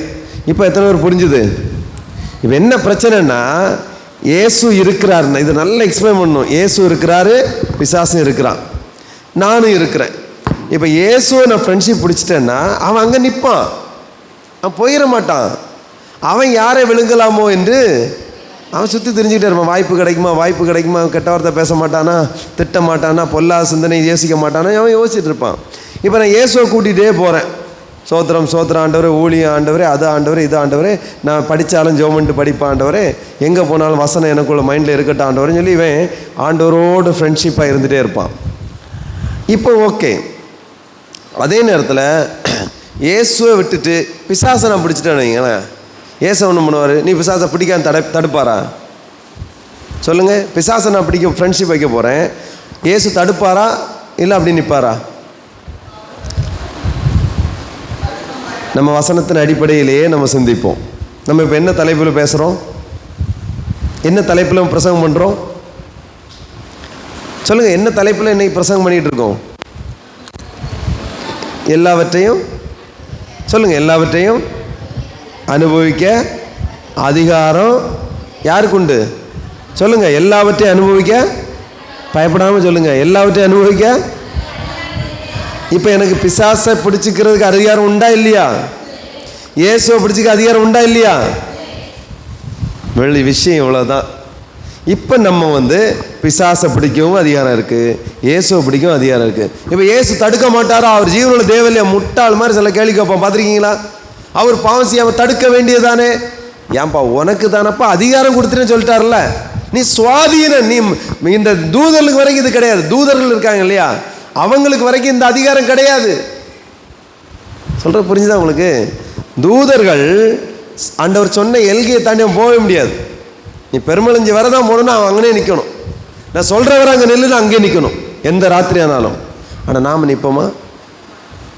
சொல்லுங்க. ஏப்பா ஒரு 5 மணி வரை நீ அங்கே நடுவெயில் நில்லு ஆண்டவர் சொல்கிறார், நம்ம நிற்போமா? அவர் சொல்லுவார் நம்ம கொஞ்சம் நிழலில் உட்காரவும் மாட்டோமா? இதெல்லாம் ஒரு குற்றமா? உடனே இதெல்லாம் ஒரு குற்றமா? உட்காரது ஒரு குற்றமா? இருக்கிறது ஒரு குற்றமே இல்லையே, கால் வலிச்சு நின்று. ஆனால் ஆண்டவர் என்ன பண்ணார்? நீ 5 மணி வரை நிற்கணும்னு சொன்னார். இதே தான் ஆதாம் ஏவாள்கிட்ட சொன்னார். அவனுக்கு அதிகாரம் கொடுத்ததுக்கு டெஸ்ட்டு ஃபெயில். நீ இந்த எல்லாத்தையும் அனுபவிச்சுக்கோ, இங்கே இருக்க எல்லாம் எடுத்துக்கோ. ஆனால் இந்த தோட்டத்தின் நடுவில் ஒரு விருட்சம் நிற்குது. அதாவது விருட்சம் என்றால் மரம், அதுவும் சமஸ்கிருதம் தான். ஒரு ட்ரீ நிற்குது, ஒரு மரம் நிற்கிறது. அந்த மரத்தில் உள்ள கனி, பழம், அது அந்த பழத்தை நீ என்ன செய்ய வேண்டாம் சொன்னாரா இல்லையா ஆண்டவர்? நீ புசிக்கிற நாளிலே புசிக்கிற நாள் செத்தான் அவன். அப்ப அவர் புசிக்கிற நாளில் சாகவே சாவா என்று ஆண்டவர் சொன்னார். ஆனால் ஆதாம் எவ்வளோ புசிச்சாங்க? செத்தாங்களா? புசிக்கிற நாளிலே சாவான் இருக்காரு, செத்தாங்களா? ஆத்மா செத்து போச்சு. கைகளை தட்டி கத்துற சோத்துறீங்க. அங்க ஒரு சாவு நடந்துச்சு. அதனால தான் நிர்வாணி என்பதை அவன் என்ன செஞ்சான்? அங்க என்ன சாவு? ஆத்மீக சாவு, அதாவது ஆவிக்குரிய சாவு உண்டாயிட்டு. அவன் அது வரைக்கும் குழந்தைய போலதான் இருந்தான். அவனுக்கு அந்த பாவ உணர்வே இல்லை. அதான் ஆண்டவர் சொன்னார், உனக்கு இப்படிப்பட்ட நீ நிர்வாணி உனக்கு சொன்னது யாருன்னு கேட்டார் ஆண்டவர். செத்து போய் அவன் எங்க போயிட்டான்? ஒளிஞ்சிருந்தான். இப்போ அதிகாரத்தை ஆண்டவர் கொடுத்துட்டு டெஸ்ட் பண்றாரு, இவன் என்ன பண்றான் பாருங்கன்ட்டு. அந்த மரத்தினுடைய கனியை மட்டும் புசிக்காதனாரு, அவன் சொன்னதை செய்யலை. ஆனால் தூதன்னா அதை செஞ்சிருப்பான், அப்படியே நிற்பான். அப்போ நமக்கு அதிகாரம் கூடுதல் கொடுத்துருக்கா இல்லையா? ஆண்டவரை மீறி நம்ம ஒரு காரியத்தை செய்ய முடியுது. இப்போ நிறைய விதண்டாவாதம் பேசுகிறவன் சொல்லுவான், ஆண்டவர்னு ஒருவர் இருக்காருன்னா, ஆண்டவர் ஒரு மனுஷனுக்குள்ளே இருந்தார்னா அவன் எப்படி பாவம் செய்ய முடியும்? அட அறிவு கட்டவனா, ஆண்டவர் அவனுக்குள்ளே இருந்தாலும் சரி, ஆண்டவர் வெளியே நின்னாலும் சரி, எனக்கு அதிகாரம் இருக்கிறது. நான் பாவத்தை எடுத்தால் பாவத்தை பாராத சுத்தக்கண்ண வெளியே போயிடுவார். நமக்கு இங்கே வேலை இல்லை. ஆண்டவரை எடுத்தால் பிசாசு நம்மளை விட்டு என்ன செய்கிறான்? இவ்வளவுதாங்க விஷயம், சிம்பிள். இப்போ அது புரிஞ்சுதான் உங்களுக்கு? இப்போ சர்ச்சுக்குள்ளே இருக்கிறோம், பைபிளை வச்சுருக்கிறோம், எல்லாம் ரைட்டு. நீங்கள் உள்ளத்துக்குள்ளே மனசுக்குள்ளே பொல்லாத சிந்தை உங்களுக்குள்ளே இருக்கிறது என்றால் உங்களுக்குள் குடியிருக்கிறவன் பிசாசு. இந்த பிசாசை துரத்துவது எப்படி பாஸ்டர் அப்படின்னு கேட்டால், இந்த பிசாசை எந்த ஒரு தேவ ஊழியர்களாலும் விரட்டவே முடியாது. ஏங்க அப்படி? அது பவர்ஃபுல்லாக ஒரு பவரும் இல்லை. ஏன்னா இதுக்கு அடைக்கலம் கொடுத்துருக்கிற யாரு? நான் கதவை திறந்து அதை வெளியே விட்டால் மட்டும்தான் அவன் போவான். ஏன்னா நான் ஃப்ரெண்ட்ஷிப்பாக இருக்கேன், துரத்த முடியாது. சிம்பிளாக சொல்லணும்னா, நம்முடைய பிள்ளைகள் கெட்ட ஃப்ரெண்ட்ஷிப்போட பழக்கம் வச்சுட்டாங்க, உயிருக்கு உயிராக பழக ஆரம்பிச்சிட்டாங்க. நீங்கள் கம்பெடுத்து அடிக்கிறீங்க, என்னென்னமோ தண்டனை கொடுக்குறீங்க, அவன் ரகசியமாக தொடர்பு வச்சுட்டே தான் இருப்பான். அவன் என்னைக்கு அந்த ஃப்ரெண்ட்ஷிப்பை கட் பண்ணுவான்னா, அவனுக்கு ஒரு இன்சிடென்ட் ஏற்பட்டு, அவனுக்கு அவன் மேலே ஒரு வெறுப்பு ஏற்பட்டு, அவன் உள்ளத்தில் தோணி அவன் கட் பண்ணாலும் ஒழிய அந்த ஃப்ரெண்ட்ஷிப்பை நம்மளால் கட் பண்ண முடியாது. நிறைய பெற்றோர்கள் அந்த ஃப்ரெண்டை போய் முரட்டுவாங்க. அவன் ஃப்ரெண்டை, என் பிள்ளைகிட்ட நீ சேரக்கூடாது, என் பிள்ளைகிட்ட நீ என்ன பிள்ளையை நீ கெடுத்துட்டு இருக்க. அவன் இன்னும் கொஞ்சம் இவன்ட்டு போய் சொல்லி இவன் கூட கொஞ்சம் நம்மளை பகைச்சு பிரச்சனை பெருசாகும் வீட்டில். புரியுதா உங்களுக்கு? இதே மாதிரி தான் பிசாசு. நம்ம பிசாசை ஆட்டுவோம், ஏசு நாமத்தில் வெளியே போ அப்படிம்பா. அவன் அங்கேன்னு சொல்லுவான், ஒன்றை விரட்டுறதுக்கு சதி நடக்குது கேட்டியா, நீ நல்ல ஃப்ரெண்ட்ஷிப் ஆயிரு. அவன் இன்னும் கொஞ்சம் நல்ல ஃப்ரெண்ட் ஆயிடுவான். அப்போ எல்லாவற்றையும் அனுபவிக்க நமக்கு அதிகாரக்கு பிரியமானவர்களே, நம் உள்ளத்தில் கிடக்கக்கூடிய நாம் அனுபவிச்சிருக்கிற இந்த ஆலயத்துக்குள்ள பிசாசு வாசம் பண்ணுகிறதா இல்லை ஆண்டவர் இருக்காரா என்பதை நாம் அறிந்து கொள்ள எளிய முறைகள் தான். சிந்தனைகள் கெட்டு போய் நம்முடைய சிந்தனைகள் தவறாய் தோன்றுகிறது என்றால் அந்த நேரம் குடியிருப்பது பிசாசு. அவனுக்குள்ள ஆயுதம் நம்மகிட்ட இருக்க வரைக்கும் அவன் போக மாட்டான். இது எந்த ஊழியர் வந்து விரட்டினாலும் விரட்டாது, அப்படியே இருக்கும், அசையாமல் இருக்கும், சிரிச்சுக்கிட்டே இருக்கும், அழகாக இருக்கும், கண்டுபிடிக்கவே முடியாது. வீட்டில் ஒரு பிரச்சனை வந்தால் தெரியும் அந்த பிசாசுக்கு வேலை என்னன்ட்டு. என்ன பண்ணும்? கர்த்தருக்கு ஸ்தோத்திரம் ஸ்தோத்திரம் ஸ்தோத்திரம், இதெல்லாம் ஒரு விஷயமே இல்லை. இயேசு கிறிஸ்து சிலுவையே சுமந்தார், அதையே ஆண்டவர் சகிச்சார், நான் இதை சகிக்க மாட்டேனா இப்படின்னு நான் பிசாசு சொல்லுவோம். அவன் என்னை பார்த்து எப்படி இதை பேசலாம்? நான் யார் தெரியுமா? இருக்கா இல்லையா? நாம் என் கையில் மட்டும் கிடச்சிருப்பான், இது யார் சொல்லுவா? சொல்லுங்க, கடவுள் இப்படி சொல்லுவாரா? நம்ம இயேசு இதை சொல்லுவாரா? நான் இயேசுவின் பிள்ளை என்ன சொல்கிறேன், நான் இதை சொல்லுவேனா? அப்போ நான் சொல்லுகிறேன் என்றால் நான் அல்ல, பவுல் சொல்ற, நான் இல்லை, எனக்குள்ளே வாசம் பண்ணுகிற பிசாசு இதை செய்கிறான். நம்புகிறீங்களா? இப்போ நம்புறீங்களா? ரோமர் 7ஆம் அதிகாரத்தில் இவர் சொல்கிறாரா இல்லையா? எனக்குள்ள ஒரு விஷயம் நடக்குது, அதை நம்ம வாசிக்கலாம். ரோமர் 7ஆம் அதிகாரம் எத்தனாவது வசனம்? 7:20.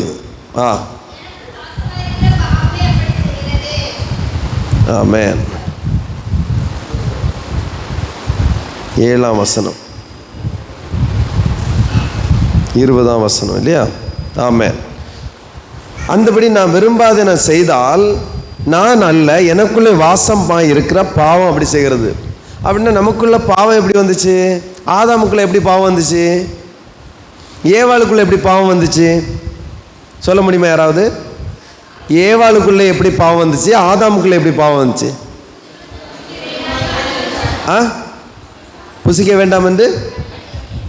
புசிக்க வேண்டாம் என்று சொன்னதுனால புசிச்சதுனால வந்துச்சு. அதான் ஏன் வந்துச்சு? பிசாசுடைய பேச்சை கேட்டதுனாலையும் கடவுளுக்கு கீழ்ப்படியாதனாலையும். கடவுளுக்கு கீழ்ப்படியனாலே எப்படி என்ன ஆயிரும்? நம்ம பிசாசு கீழ்ப்படுகிறோம் தானே அர்த்தம். இப்போ புரிஞ்சுதா இருக்கு? இப்போ நமக்கு அந்த அதிகாரம் இருக்குதா? பிசாசு கீழ்ப்படிய முடியுது, கடவுளுக்கும் கீழ்ப்பட முடியுது. ஆனால் ரிசல்ட் தான் தப்பாக வரும். பிசாசு கீழ்ப்படிஞ்சதுனால அவன் ஏதேன் தோட்டத்தை இழந்தான். ஏதேன் தோட்டத்தில் என்னெல்லாம் இருந்து?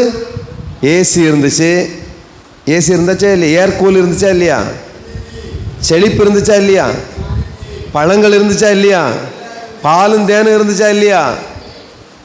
நந்தவனம் இருந்துச்சா இல்லையா? சொர்க்கம் போல இருந்துச்சா இல்லையா? இப்போ முள்ளே அங்கே இல்லை. இப்போ பிசாசுடைய பேச்சை கேட்டதுனால அழகான ஒரு ஆசீர்வாதத்தை இழந்து இப்போ என்ன வேண்டிய அசோகாவுக்கு போய் துணி எடுக்க வேண்டிய நிலைமை வந்துருச்சு. முதல் டெய்லர் யார் தெரியுமா? முதல் டெய்லர் யாரு? இல்லை, முதல் டெய்லர் ஆதாம். ஆமாங்க, இலையில முதல்ல ட்ரெஸ் பண்ணுவார்ல, அவர் முதல் டெய்லர் யாரு? ஆதாம்.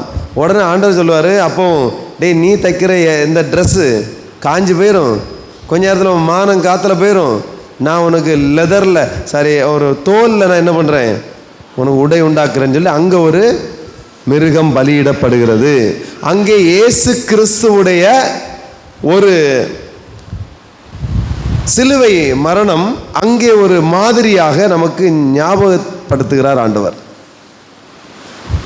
அது எப்படின்னா, இயேசு கிறிஸ்துடைய சிலுவை மரணமும் அங்கே ஆதாமுக்கு ஆண்டவர் ட்ரெஸ் செஞ்சு கொடுக்கறதுலையும் ஒரு கனெக்ட் இருக்குன்னு சொல்லி ஆவிக்குரிய வல்லுநர்கள் சொல்கிறாங்க. எப்படி அப்படின்னா, இந்த ஆதாம் ஏவளுடைய பாவத்தை மறைப்பதற்கு அங்கே ஒரு பலி தேவைப்பட்டுச்சு. எந்த மிருகம்லாம் குறிப்பிடலை, ஆனால் அங்கே தோல் உடை அங்கே உடுத்தப்படுகிறது, ஒரு மிருகம் அடிக்கப்பட்டிருக்கிறது என்று தான் சொல்லுகிறார்கள். இப்போ ஆதாம் ஏவளுடைய பாவம் மறைக்கப்படுகிறது. அதே இயேசு கிறிஸ்து என்ன பண்ணாரு? சிலுவையில் மரித்ததுனாலே, பலியானதுனாலே உலக மக்களுடைய அத்தனுடைய பாவம் இயேசு கிறிஸ்து மறைக்கிறார். அவருடைய பரிசுத்த ஆடையினால, அவருடைய இரத்தத்தினால நமக்கு ஒரு ப்ரொடக்ட், நீதிமான்ங்கிற ட்ரெஸ் கொடுக்கப்படுகிறது. பிரியமானவர்களே, நீங்கள் நானும் அயோக்கியர்கள். சொல்லுங்க, ஊர்ல என்ன சொல்லிட்டு வந்துறீங்க? என்ன மாதிரி ஒரு பொண்ணுண்டா, என்ன மாதிரி ஒரு பையன் உண்டா, என்ன மாதிரி ஒரு யோக்கியன் உண்டா சொல்கிறோமே இல்லையா? இனி அப்படி சொல்லக்கூடாது. உங்களையும் மாதிரி என்ன மாதிரி ஒரு மோசமான, இனி அதை என்ன மாதிரி ஒரு மோசமான ஆள் பவுல் அதில் வெக்கப்படவே மாட்டார். பாவியிலும் பிரதான பாவி நான் யோக்கியனே கிடையாது. நான் பார்க்குற ஆள்கிட்ட சொல்லுவேன், நான் யோகியனாக இருக்கிறதுனால பைபிள் எடுக்கலை, நான் யோகியன் ஆகிறதுக்கு பைபிள் எடுத்திருக்கிறேன். ஹல்லேலூயா! எத்தனை புரியுது? நானும் மனுஷன் தான், எனக்கு கோபம் வரும், எரிச்சல் வரும், டென்ஷன் ஆகும், எல்லாமே எனக்கு இருக்குது, எனக்கு எல்லா உணர்வும் இருக்குது.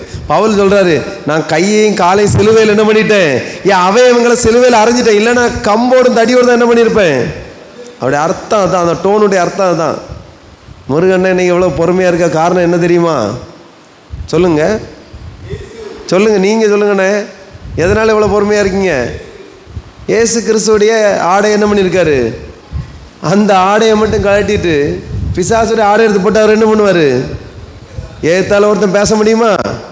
சொல்லுங்க, அவன் ஒய்ஃபிட்ட கேளுங்க, பேச முடியுமா? பெட்டு ஒன்று ஏக் மார் தோ தொக்கடா இல்லையா? நிறைய பேருடைய லைஃப் தாங்க. அப்போ நம்ம ஏன் பைபிளை எடுத்துட்டு இருக்கோம்? நான் யோகியன் நானால இல்லை, இந்த பைபிளை எடுத்ததுனால தான் ஓரளவு கண்ட்ரோல் என்ன செய்ய முடியுது, அதுக்கு தான் பைபிளை படிங்கன்னு சொன்னது.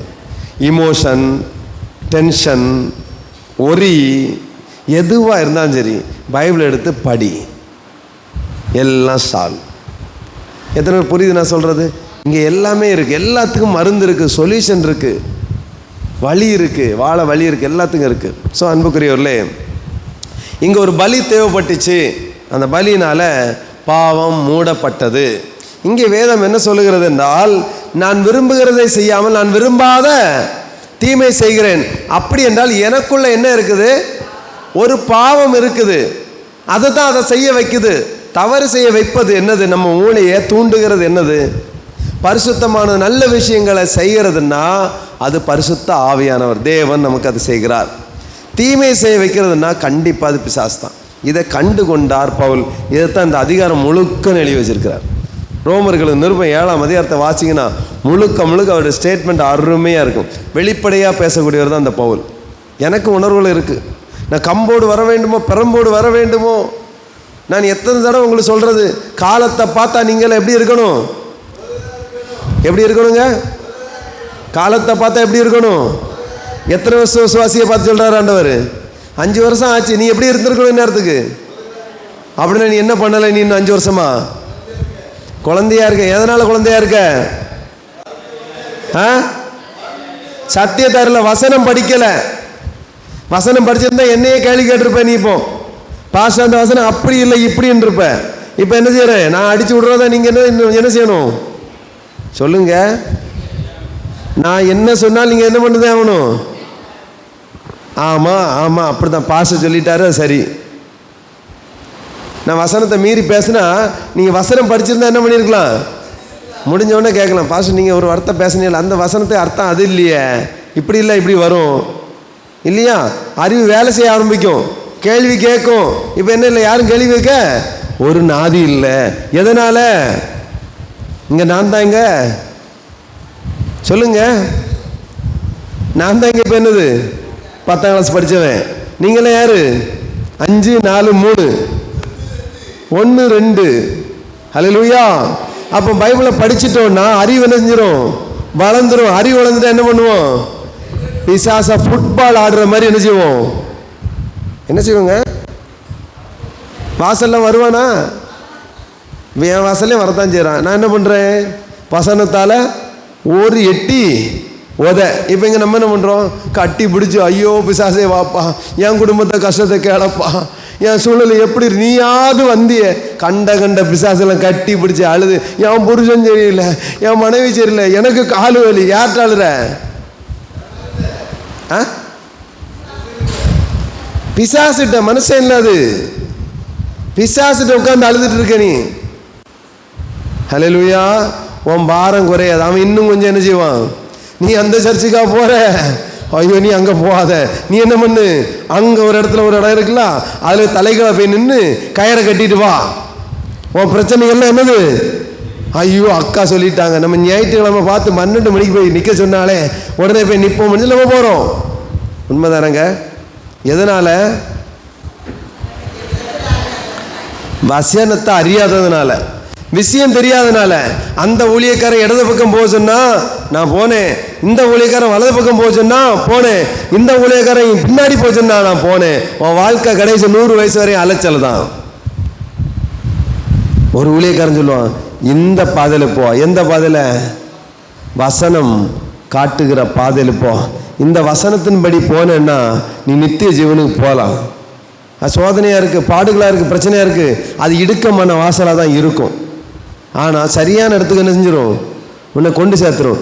100 பேர் கூட்டமாக போய் குழியில் விழுப்போம்ல, அது விசாலமாக இருக்குது, குயிக்காக போகுது பாதாளத்துக்குன்னா. போவாத நல்ல ஊழியக்காரர் இப்படி வான்னு சொல்லுவான். கரெக்டாக இல்லைங்களா? அப்போ வசனத்தை என்ன பண்ணணும்? படிக்கணும்.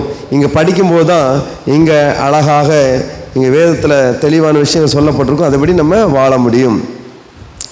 ஆகையால் 21ஆம் வசனம், ஆனபடியால் நன்மை செய்ய விரும்புகிற என்னிடத்தில் தீமை உண்டென்கிற ஒரு பிரமாணத்தை காண்கிறேன். எத்தனை பேர் பார்த்தீங்க உங்களுடைய உள்ளத்தில் நன்மை செய்ய வேண்டும் என்கிற எண்ணம் இருக்கா இல்லையா? உங்கள் எல்லாருக்கும் எத்தனை பேருக்கு இந்த எண்ணம் நல்லது செய்யணும்? எல்லாருக்கும் நல்லது செய்யணும் அப்படிங்கிற எண்ணம் எத்தனை பேருக்கு இருக்கு? யாருக்கா கேட்குதா? எல்லாம் பரலோகத்துக்கு பேச்சு போல் இருக்க. என் நல்லது செய்யணும்னு சொல்லி எண்ணம் எத்தனை பேருக்கு இருக்கு? ஆனால் காலையில் இப்படி நினைக்கிறீங்களா? சாயங்காலம் எத்தனை நன்மை நீங்கள் செஞ்சிருக்கீங்க, எத்தனை தீமை செஞ்சுருப்பீங்க? சும்மா சொல்லுங்க. அந்த முடிவு அன்றைக்கு ராத்திரி தூங்க போகிறதுக்கு முன்னாடி அன்றைக்கி எத்தனை நன்மை செஞ்சுருப்பீங்க, எத்தனை தீமை செஞ்சுருப்பீங்க? நீங்கள் நினச்ச நன்மை ஏதாவது செய்ய முடிஞ்சிருக்குமா? இவ்வளோதான் விஷயம். அப்போ என்னைக்கு ஆராய்ச்சி பண்ணீங்களா இது ஏன் செய்ய முடியலன்னு? பண்ணியிருக்கோமா இல்லையா? ஹீரோவாக இருக்கணும்னு நினச்சி காலையில் எழும்புவோம், ஆனால் சாயங்காலம் வில்லனாக வந்து படுத்துக்கிடுவோம். இதான் நம்ம லைஃப், ரொட்டீனாக தானே போயிட்டுருக்கு. கண்ட்ரோலாக இருக்கணும், இன்னைக்கு கண்ட்ரோலாக இருக்கணும் அப்படின்ட்டு காலையில் எழும்புவோம். சாயங்காலம்னா கண்ட்ரோல் இருக்கா, பெல்லு இருக்கா, பிரேக்கும் இருக்காது, எல்லாம் இழந்து போய் கிடப்போம். இன்னைக்கு இமோஷன் ஆகக்கூடாதுன்னா இன்னைக்கு விசுவாசத்தில் உறுதியாக இருக்கணும். விசுவாசம் இருக்கா, சாயங்காலம் ஒன்றும் இருக்காது, உலர்ந்து போகணும், எலும்போல் எல்லாம் பார்ட்ஸாக கலந்து கிடக்கும். இதே எங்கே இருக்குது? அது எங்கிட்டு கிடக்கும், எந்த மூலையில் கிடக்கும்? ஒன்றுமே இல்லை. எங்க காலையில் தானே எல்லாம் ஒட்ட வச்சு தந்துட்டு போனேன், அது எங்கே கிடக்கோ தெரியலையா, அதை ஒட்ட வைக்க நீ 2 நாள் ஆகும். இப்படி தான் எல்லாருடைய வாழ்க்கையும் போயிட்டுருக்கு. நாம் அதை கண்டுபிடிச்சிட்டோம் வைங்களா. அவர் சொல்கிறாரு, ஆனபடியால் நன்மை செய்ய விரும்புகிற என்னிடத்தில் தீமை உண்டு என்கிற ஒரு பிரமாணத்தை நான் காண்கிறேன். எப்படி பார்த்தாரு? வசனத்தை எடுத்து வாசிச்சாரு. அந்த வசனம் அவரோட பேசுது. நீ இன்னும் ஸ்டேஜில் இன்னும் நிலைமையில் இருக்குன்னு சொல்லி அதை கண்டுபிடிச்சு விட்டது. இப்போ எனக்குள்ள இருக்கக்கூடிய அந்த பாவத்தை, தீமையை நான் களைய வேண்டும். சத்தியத்தை அறிவீர்கள். நல்லா சொல்லுங்க, சத்தியத்தை அறிவீர்கள். சத்தியத்தை அறிவீர்கள். மோகன் சிலாசத்தை அறிவீர்கள். என்னாச்சு? மோகன் சிலாசத்தை அறிவீர்கள். ஜவஹரை அறிவீர்கள். ஒரு மண்ணாங்கட்டியும் கிடையாது. ஹல்லேலூயா. இவங்க யாரு, எதுக்கு வந்திருக்காங்க? மோகன் சிலாசை அறிஞ்சா அவர் வசனத்தை தெரிஞ்சுவார். ஆனால் நம்ம வசனத்தை படித்தா என்ன நடக்கும்? என்ன நடக்கும்? அவர் வசனத்தை சொல்லி தருவார். ஒரு மணி நேரத்தில் அவர் ஃபுல் பைபிளை சொல்லி தந்துட முடியுமா? அவர் அன்னைக்கு ஒரு சப்ஜெக்ட் எடுப்பார், பேசுவார், உங்களுக்கு ஆறுதல் சொல்லுவார், விட்டுருவார்.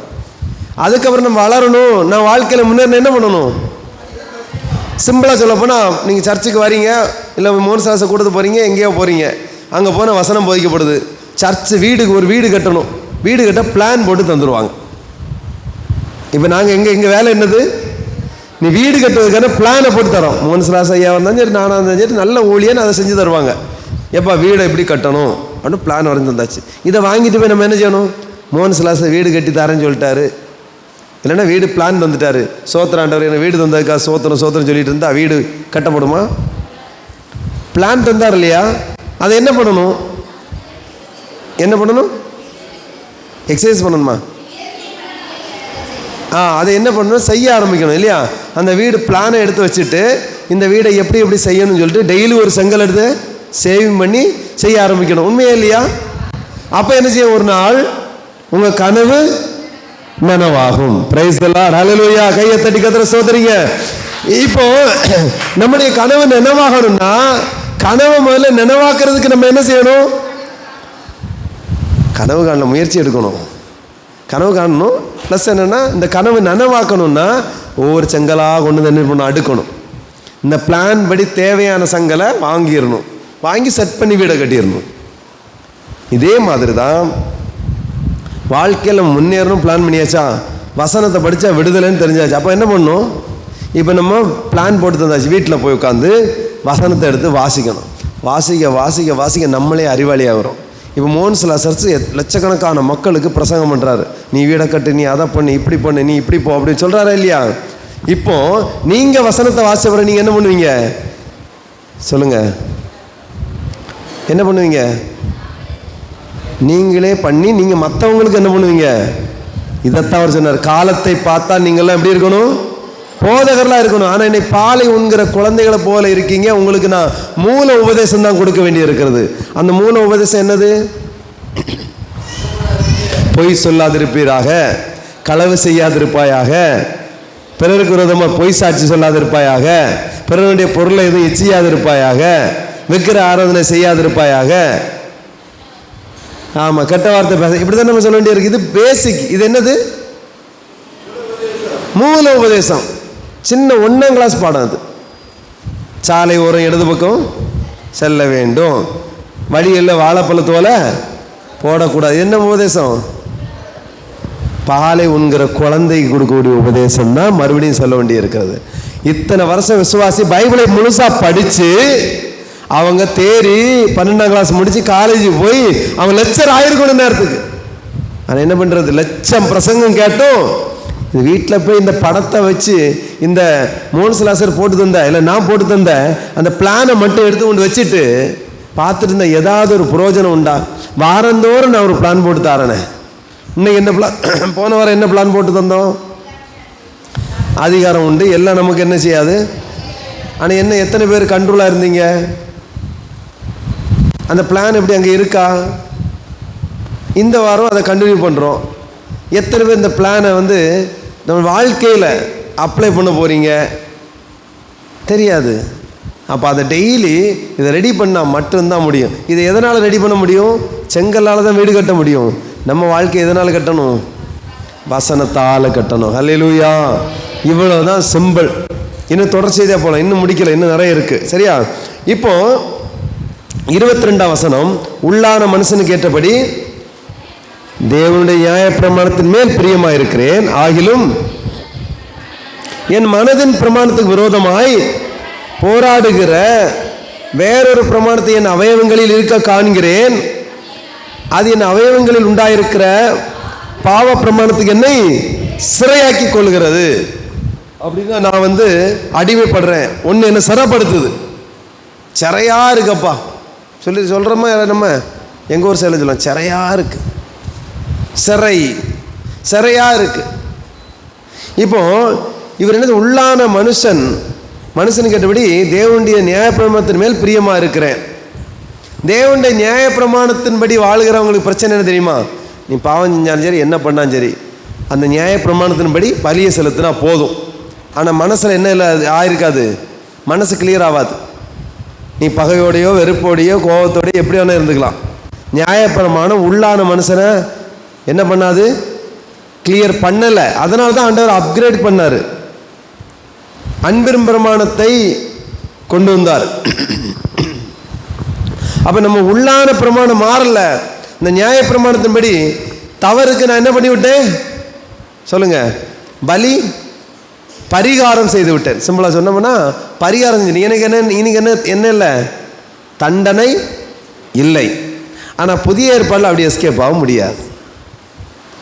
உன் மனசு மாறணும், உள்ள மாறணும். பழைய ஏற்பாடில் என்ன மாறணும்? வெளியே மாறணும். புதிய ஏற்பாடில் என்ன மாறணும்? உள்ள மாறணும். உள்ளத்தில் மாற்றம், சிந்தையில் மாற்றம், வாழ்க்கையில் மாற்றம், ஃபுல் சேஞ்ச் ஆகணும். இங்கே என்ன இல்லை, வெளிப்புறமான பலி இல்லை, உள்ளான பலி தான் தேவைங்க. உள்ளான சுத்திகரிப்பு. பழைய ஏற்பாடில் வெளியான சுத்திகரிப்பு, காலை கழுவணும், கையை கழுவணும், முகத்தை கழுவணும், சுத்தமாக இருக்கணும், அந்த துண்டங்களை வெட்டுற கரெக்டாக பண்ணணும். புதிய ஏற்பாடில் நீ கை கழுவினாலும் பரவாயில்ல, கை கழுவாட்டாலும் பரவாயில்ல, குளிக்காமல் வந்தாலும் பரவாயில்ல, ஆனால் உள்ளுக்குள்ளே என்ன இருக்கணும்? உள்ளுக்குள்ள ஒரு சுத்தம் இருக்க வேண்டும். ஆண்டவர் உள்ள வாசம் பண்ணுகிறார். பழைய ஏற்பாடில் ஆண்டவர் எங்க வாசம் பண்ணாரு சொல்லுங்க? பழைய ஏற்பாடில் எங்க வாசம் பண்ணாரு? ஆலயத்தில் வாசம் பண்ணார். பழைய ஏற்பாடு ஆலயம் என்ன ஆலயம்? கற்களினால் கட்டப்பட்ட ஆலயம். அங்கே பலிபீடம் இருந்தது, அங்கே பிரகாரம் இருந்தது, அங்கே மகா பரிசுத்த ஸ்தலம் இருந்ததா இல்லையா? அங்கே திரைச்சிலை இருந்தது, எல்லாரும் போக முடியாது. அங்கதான் ஆண்டவர் வாசம் பண்ணாரு. இந்த திரைச்சீலைக்குள்ள எவனும் போக முடியாது, செத்தான் அதோட. ஆனால் இயேசு கிறிஸ்து இதை உடைத்தார். மனுஷன் பயந்து போய் பலியிட்டுட்டு எஸ்கேப் ஆகுறான். அப்பா இந்த வாரம் பார்த்த இறக்கிட்டேன், அவ்வளோ தப்பு பண்ணி 2 பேரை கொலை பண்ணுவான், என்ன பண்ணுவான்? பலி செலுத்திட்டு போயிடுவான். தண்டனையிலேருந்து தப்பிட்டான். புதிய ஏற்பாடு அப்படி தப்ப முடியாது. புதிய ஏற்பாடு ஆண்டவர் வந்தார், சிலுவையில் தொங்குனாரு. அவர் தொங்குற வேலையில் திரைச்சியில் என்ன பண்ணிச்சு? 2ஆ கிழிந்துச்சு. இவ்வளவு நாளும் தேவ மகிமை மக்கள் எங்க பார்த்தாங்க? ஆலயத்தில் கற்களால் கட்டப்பட்ட ஆலயத்தில் பார்த்தாங்க. இப்போ தேவ மகிமை எங்க பார்க்குறாங்க? இப்போ தேவ மகிமையை ஒவ்வொருக்குள்ளேயும், ஹல்லேலூயா, ஒவ்வொருக்குள்ளேயும் பார்க்குற நமக்குள்ள தேவ மகிமை. ஏனால் நீங்களே ஆலயம். அவருக்கு ஒரு ஆலயம் தேவை. அன்னை கற்களால் கட்டப்பட்ட ஆலயத்தில் நான் இனி வாசம் பண்ணுவதில்லை என்றார். அப்படின்னா இங்கே நடுவில் இருக்கேன்னு சொன்னீங்களே ஐயா, அது ஆலயத்தில் எங்கே கூண்டாலும் இருப்பேன்றார். ஹல்லேலூயா. இப்போ இதுக்கு பேர் ஆலயம் அல்ல, நீங்களும் நானும் தான் இப்போ ஆலயம். இது ஒரு சபை, இது ஒரு கட்டடம், அவ்வளோதான். அன்னைக்கு அப்படி அந்த ஆலயத்தில் தான் தேவ மகிமையை காண முடியும். இப்போ நடமான ஆலயமாகி எனக்குள்ள, உங்களுக்குள்ள, உங்கள் பிள்ளைகளுக்குள்ள தேவ மகிமை காணப்படும். அதைத்தான் சொல்கிறேன். நமக்குள்ள தேவ மகிமை வெளிப்படவில்லை என்றால் நமக்குள்ள யார் இருக்கிறான்னு அர்த்தம்? அப்படி எழுந்து நிற்போம். பிரைஸ் தி லார்ட், ஹல்லேலூயா. அடுத்த வாரம் அந்த விக்கிரகங்களுக்கு படைக்கப்பட்ட காரியங்களை இன்னும் விரிவாக பார்க்கலாம். ஸோ அன்புக்குரிய தேவனுடைய பிள்ளைகளே, இந்த பவுல் சொல்கிறாரு 23ஆம் வசனத்தில், ஆகிலும் என் மனதின் பிரமாணத்துக்கு விரோதமாய் போராடுகிற வேறொரு பிரமாணத்தை என் அவயவங்களில் இருக்க காண்கிறேன். அது என் அவயவங்களில் உண்டாயிருக்கிற பாவ பிரமாணத்துக்கு என்னை சிறையாக்கி கொள்கிறது. அப்போ இங்க என்ன பண்றாருன்னா, சிறையாக்கி கொள்கிறது யார? பவுல. அந்த அவயவங்களுக்குள்ள இருக்கிற அந்த வேறொரு பிரமாணம், நியாய பிரமாணம் அல்லாத வேறொரு பிரமாணம் என்னை சிறை செய்து வைத்திருக்கிறது. சிறை செய்து வைத்திருக்கிற என்னுடைய சரீரத்தை, அதாவது இந்த பாவ சரீரத்தை, இந்த மரண சரீரத்தில் நின்று யார் என்னை விடுதலையாக்குவார்? இயேசு கிறிஸ்து விடுதலையாக்குவார். ஹல்லேலூயா. இயேசு கிறிஸ்து விடுதலையாக்குவார். அதான் அவர் சொல்றாரு, நிர்பந்தமான 24 வசனம், நிர்பந்தமான மனுஷன் நான், இந்த மரண சரீரத்திலிருந்து யார் என்னை விடுதலையாக்குவார்? இந்த மரண சரீரத்திலிருந்து எனக்குள்ள இருக்கக்கூடிய இந்த பாவத்தை யார் விடுதலையாக்குவார்? உன் நியாயப்பிரமாணம் விடுதலையாக்குமான்னு கேட்கிறார். நியாயப்பிரமாணம் விடுதலையாக்குமா? நியாயப்பிரமாணம் என் வெளிப்புற காரியங்களை பார்க்கிறது. நான் ஒரு பலி செலுத்தி விட்டால் என்னுடைய பாவங்கள் மன்னிக்கப்பட்டதாக என்னை அறிவித்து விடும். ஆனா நான் இன்னும் உள்ள என்ன பண்றேன்? பாவத்தோடு தான் என்ன செய்கிறேன்? வாழ்கிறேன். நான் பாவத்தோடு போராடுகிறேன். எனக்கு ஒரு கண்ட்ரோல் இல்லை. ஆகவே எனக்கு ஒரு விடுதலை தேவை.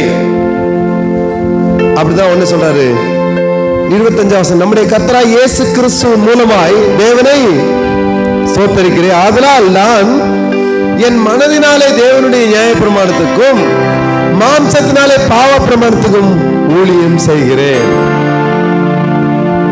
பிரியமானவர்களே, இந்த போராட்டம் எல்லாருடைய வாழ்க்கையில இருக்கும். இதுல ஜெயிக்கிறவன் தப்பிடுவான். ஆகவே நமக்குள்ள போராடுகிற இந்த போராட்டத்தை மாற்றணும்னா, சத்தியத்தை அறிவீர்கள், சத்தியம் உங்களை விடுதலையாக்கும். இந்த பைபிள் ஆக்சுவலி நான் இங்க வச்ச காரணம் என்ன தெரியுமா? எங்களே சத்தியம் தான் ஒரு மனுஷன் என்ன செய்யும்? இந்த பைபிள் தான் இயேசு கிறிஸ்து உங்களுக்கு காட்டி தரும். இயேசு கிறிஸ்து உங்க உள்ளத்துல வந்துட்டா நீங்க என்ன பண்ணிடுவீங்க? விடுதலை ஆயிடுவீங்க. ஏன்னா நானே வழியும் சத்தியமும், இயேசு கிறிஸ்து தான் சத்தியம். இந்த சத்தியத்தை நீங்க அறியணுங்கிறது தான் நான் இதை வச்சேன். பைபிள் சாதாரண புக்குன்னு சொல்லி வெளியே உள்ளதை போட்டுறாதீங்க. அதுல தான் சத்தியமே இருக்கு. இயேசு கிறிஸ்துவை அறியணும்னா அதான். அப்ப இந்த பாவ பிரமாணத்துல இருந்தும் நம்மளோட வாழ்க்கையில நம்மளோட போராடுற பிரச்சனை இருந்தும் நீங்க வெளியே வரணும்னா இந்த பைபிளை படிங்க, இந்த வேதத்தை வாசிங்க, டெய்லி வாசிங்க. நீங்க எவ்வளவு சீக்கிரம் படிச்சு முடிக்க முடியுமோ முடியுங்க. ஒரு மணியாவது முடிச்சிட்டீங்கன்னா உங்களை நிச்சயம் அந்த விடுதலையாக்கும். தொடர்ந்து படிச்சுட்டே இருங்க. நீங்க ஆவிக்கிற வாழ்க்கை வளர்ந்துகிட்டே இருப்பீங்க. பிறருக்கு பிரசங்கம் பண்ற அளவுக்கு போதகர்லாம் மாறிடுவீங்க. உங்க வாழ்க்கை மாறுன்னு சொல்றேன். கடன் புலம்ப மாட்டீங்க, கஷ்டம் புலம்ப மாட்டீங்க, பிரச்சனை பிசாசிட்ட போய் நிக்க மாட்டீங்க. நீங்க துதிப்பீங்க. எப்படி துதிப்பீங்க? தந்தானை துதிப்போமே திரு சபையாரே, கவி பாடி பாடி தந்தானை துதிப்போமே, தந்தானை துதிப்போமே சிறுசபையாரே, கவி பாடி பாடி தந்தானை துதிப்போமே, தந்தானை திரு சபையாரே, கவி கைகளை தட்டி அப்படி இருங்க. ஒரு சேருங்க. அதாவது என்னன்னா, இயேசு கிறிஸ்துவை துதிப்பதற்கு என்ன இருக்கணும்? உள்ள என்ன இருக்கணுங்க? நம்மகிட்ட துதி இருக்கணும். இந்த துதி எப்படி வரும்? ஜவஹர் ஒரு 10 துதியை தரா. இந்த துதி எப்படி வரும்? வசனத்தை படிச்சா துதி வருமா? கர்த்தருடைய வார்த்தை உள்ள வரும்போது, நம்முடைய உள்ளத்துல உள்ள அந்த பாவ பிரமாணம் நம்மகிட்ட நீங்கும் போது நமக்குள்ள என்ன வரும்? தந்தானை துதிப்போமே திரு சபையோடு கவி பாடி பாடி தந்தானை துதிப்போமே. போதும். இப்போ என்ன தந்தானை துதிப்போமே? சமாதானம் தந்தார், விடுதலை தந்தார், சத்தியம் தந்தார், வாழ்வு தந்தார். எவ்வளவு அழகா கருத்தா அந்த பாட்டு எழுதியிருக்கான் பாருங்க. எதுக்கு துதிக்கணும்? தந்தானை துதிப்போமே திரு சபையாரே கவி பாடி பாடி தந்தானை துதிப்போமே. விந்தையாய் நமக்கு ஆனந்த ஆனந்த மனவுள்ள கரியதோ நன்மை மிக மிக. விந்தையாய் நமக்கு ஆனந்த ஆனந்த மனவுள்ள கரியதோ நன்மை மிக மிக தந்தானை துதிப்போமே திரு சபையாரே கவி பாடி பாடி தந்தானை துதிப்போமே. உயர்த்து சீயோனே நீயும் மெய்யாக களி கூர்ந்து நேர்ந்து உயர்த்து சீயோனே. ஐயோ நேசுகரின் கையை கூப்பி துதி செய்குவையே மகள் கொள்ளுவையே. நாமும் ஐயோ நேசுகரின் கையை கூப்பி துதி செய்குவையே மகள் கொள்ளுவையே. நாமும் தந்தாரை துதிப்போமே சபையோரே கவி தந்தாரை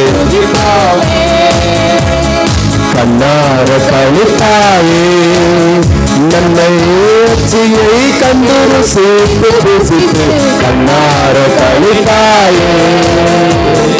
என்னை கடல்கால எத்தனையோ நன்மை இன்னும் முன்னே சொன்ன மாறி போட்டிருமே. என்னை கடல்கால எத்தனையோ நன்மை இன்னும் முன்னே சொன்ன மாறி போட்டிருமே. தந்தாரை திரு சபையோரே கவி பாடி பாடி தந்தாரை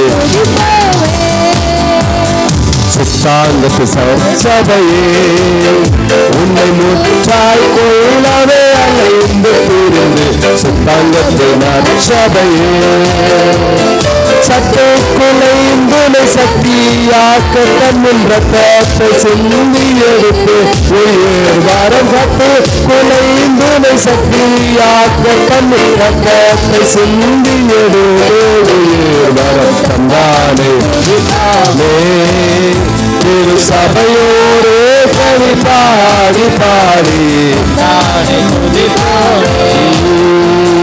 துறந்திருந்த சுயனே உன்னை தூக்கி எடுத்து கரத்தில் ஏந்தி துறந்திருந்த சுயனே ஆரங்கள் பூட்டி அலங்கரித்து நின்னை அத்தன் மனவாட்டியாகினது. என்னை ஆரங்கள் அலங்கரித்து நின்னை அத்தன் மனவாட்டியாகினது. என்னை சந்தானே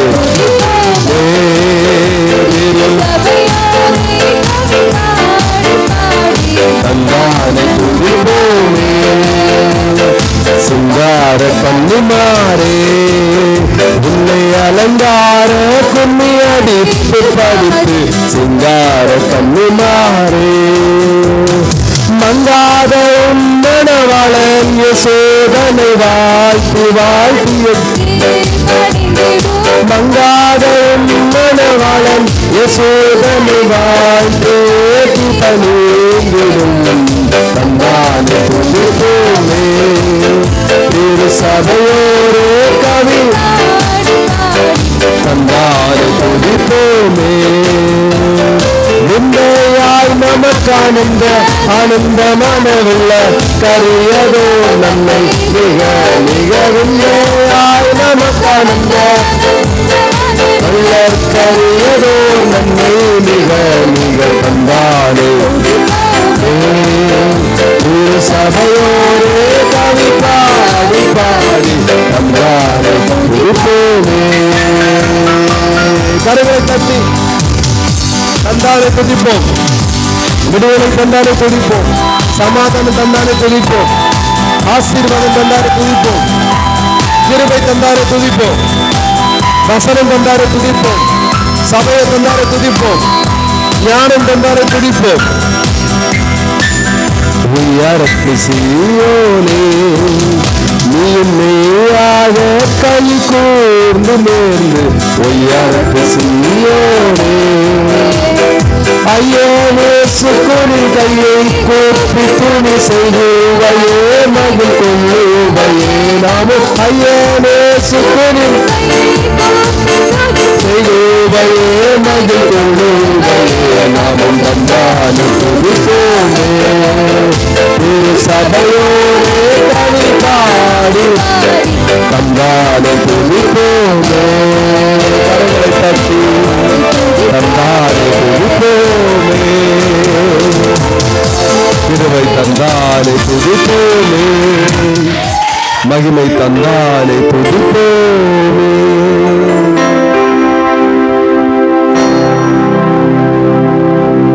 எல்லாவற்றையும் அனுபவிக்க எனக்கு அதிகாரம் உண்டு. எல்லாம் தகுதியா இராது.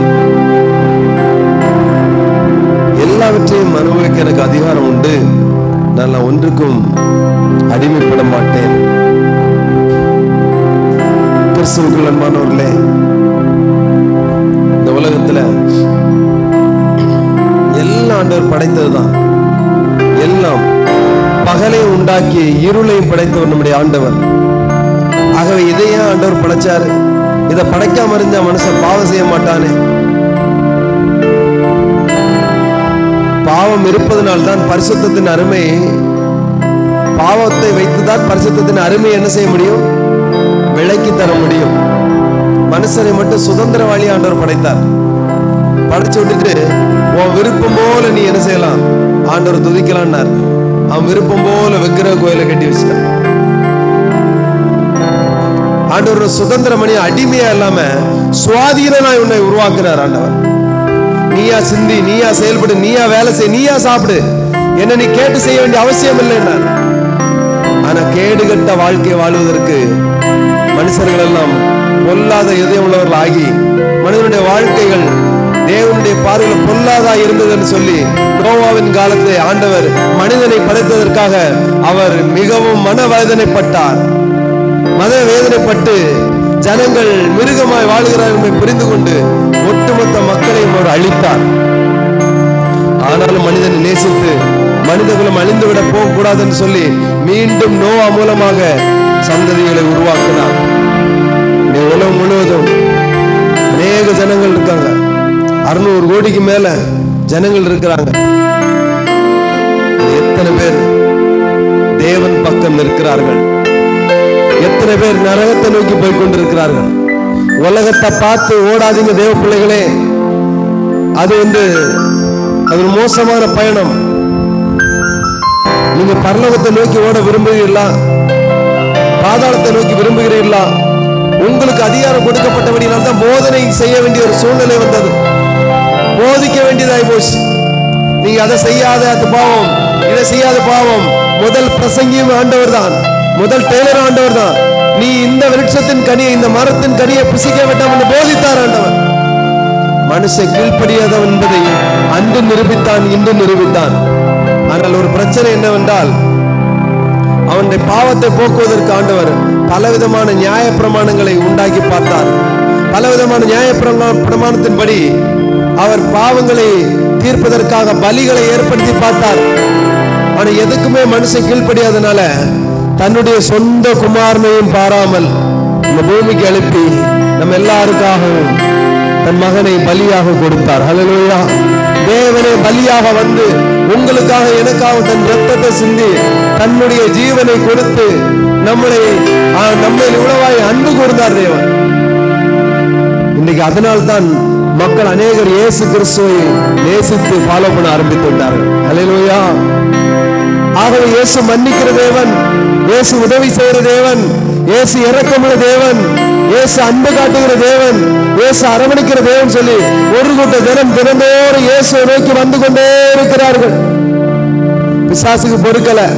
ஆகவே தான் சபைகளை உடைக்கிறது, கிறிஸ்தவர்களை ஒடுக்கிறது, இயேசுவை பின்பற்றுவர்களை அடிக்கிறது, சபைகளை பாழாக்குவது. பிசாசின் வேலை என்ன? பாதாளத்தை நிரப்புவது அவனுடைய வேலை. ஜனங்களை திருப்பி மடை திருப்பி விக்கிரங்களுக்கு முன்னால் மண்டியிட வைப்பதுதான் பிசாசுடைய வேலையா இருக்கிறது. பிரியமானவர்களே, மாந்திரீகம், பில்லிசூனியம், இன்னும் பலவிதமான சித்து வேலைகளை காண்பித்து, மேஜிக்குகளை காண்பித்து, எலுமிச்சை பழத்தை கூட காண்பித்து, சில காரியங்களை காண்பித்து உங்களை ஆண்டவருக்கு வழி விலகி போக பண்ணி கொண்டிருக்கிறான். உங்களுக்குள்ளே சத்தியம் இல்லை என்று ஆண்டவர் சொல்லுகிறார். சத்தியத்தை அறிந்தால் சத்தியம் உங்களை என்ன செய்யும்? விடுதலையாக்கும். கயறு மேல் நம்பிக்கை வைக்கிற நீ கர்த்தர் மேல் நம்பிக்கை என்று சொல்லுகிறார். உனக்குள்ளே வருகிற தீர்க்க தரிசனம் இல்ல, பிசாசின் கிரியான குடுகுடுப்புக்காரன் ஆவி.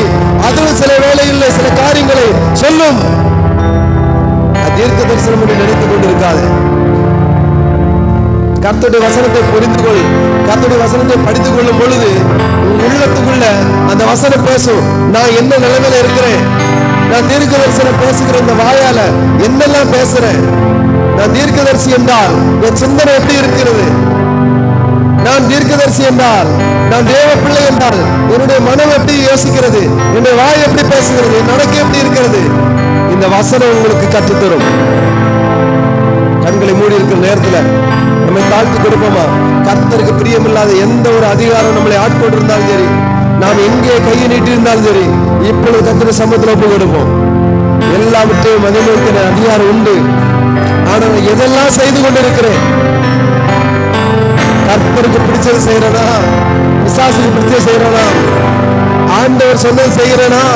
பிசாசு சொல்கிற செய்கிறனா என்பதை மட்டும் நினைத்தால் போதும். வாழ்க்கை மாறிவிடும். வாழ்க்கை மாறிவிடும். தனக்குள்ள இருக்கக்கூடிய விஷயத்தை நாம் நானே மாற்றிவிட முடியும்.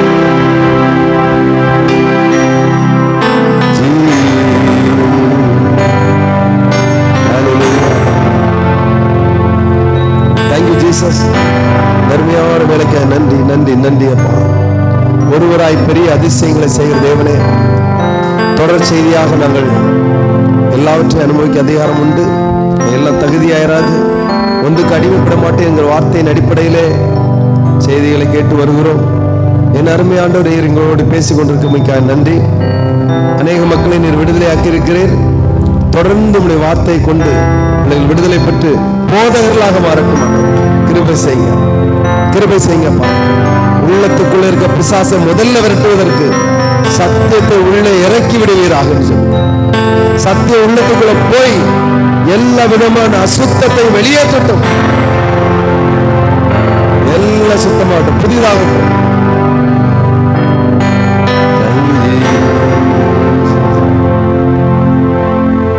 நன்றி ஆண்டவரே, நன்றி அப்பா, நன்றி அப்பா. தொடர்ந்து வழி நடத்தும். இயேசு நாமத்தில் ஜெபிக்கிறேன் பிதாவே.